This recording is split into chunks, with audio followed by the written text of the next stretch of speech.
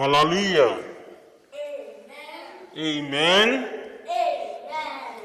Children of God, as you can see, they have masked my mouth. As you can see, the situation nowadays doesn't want us to speak. Are you comfortable the way I look now?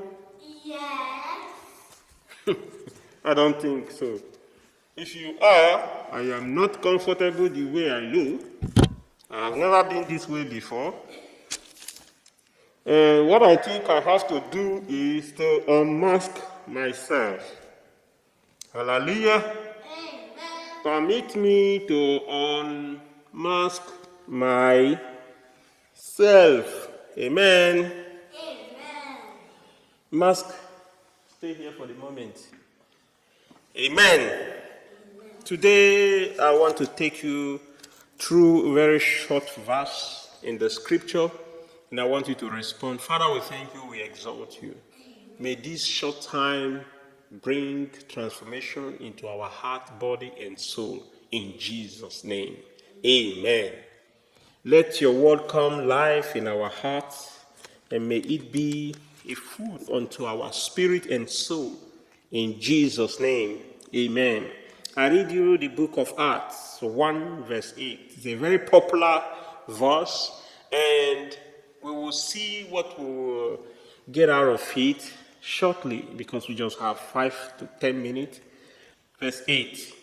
But you will receive power when the Holy Spirit comes on you, and you will be my witness in Jerusalem and in all Judea and Samaria and to the end of the earth. Hallelujah. And now, this place where we've read is only talking about what we are going to be when we receive the Holy Spirit. You shall receive power when the Holy Spirit comes on you. This is just my point. How do we receive power when the Holy Spirit comes on you? I doubt. You can't receive power if you don't know how to allow Holy Spirit to lead you. Today, the children of God are mostly filled up with fear. Pastor, pray for me. Angel, pray for me, and so on. Where are the power that God said we will have when the Holy Spirit comes on us? We are lacking behind nowadays more than ever. The fear that is grieving the children of God nowadays has become tremendous. We need to break out from this closet, captivity of fear. The fact that we will receive power, that we shall be his witness in Judea, Samaria. The moment you have the Holy Spirit, the next available promise from God unto us is to receive power. And when you have the power of God, you will be his witness. You will be his witness every corner of this world.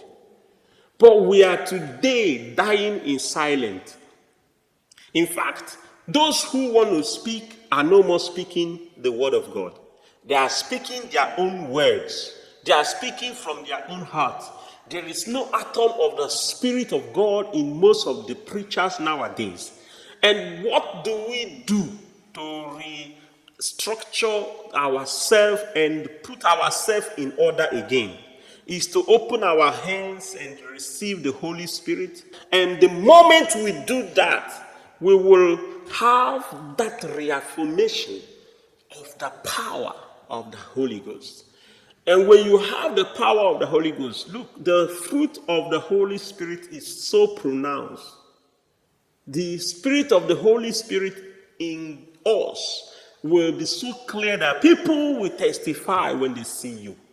People will eventually say, yes, there are still children of God in this world.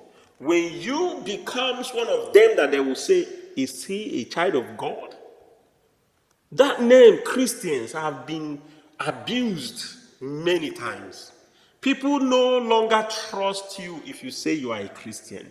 People no longer trust you even when you say you are born again. I have been betrayed because I trusted someone that looks like born again Christian. I was somewhere and then I said I am a Christian, and the person hated me the more because of what he or she has gone through. How do we get ourselves back to the system? We can only do this if we agree in our heart. If we can only do this when we believe and know that it is time to be the ambassador of God, of Christ. He has come and died and showed us the way. He lived his life so well that it was recorded. At least the ones we see in the scripture is enough to take us through this life journey. But all we do is to operate out of the Spirit of God. And without the Spirit of God, you are on your own. Without the Spirit of God, you are baseless. You are without foundation. You are no more his branch. You are operating on your own. It means you are even not of God. You are, if not, Antichrist. My major point is actually the fear that is grieving the children of God. Because it's not just because we want to serve God and so on. We ourselves, we are no more living. The amount of fear that is grieving us nowadays has been so enormous that we cannot even express ourselves. The genes, the cells inside us is quitting.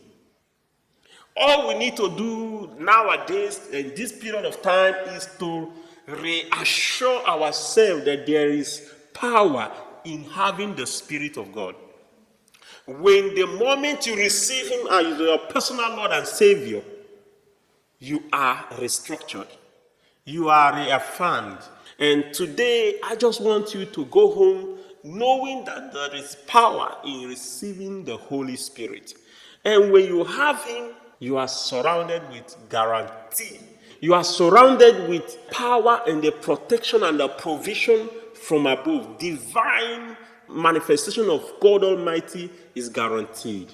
It is nothing but to know that there is nowhere we can manifest better as we suppose without Holy Spirit.